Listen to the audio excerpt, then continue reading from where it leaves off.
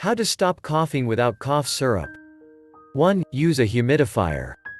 Dry air can aggravate the symptoms of a cold, making it harder for mucus to drain and triggering coughs. 2. Get an indoor houseplant. If you don't want an electric humidifier, consider getting a houseplant. 3. Try an air purifier. 4. Sleep on your side. 5. Drink lots of water. Water helps ease cough. Thanks for watching.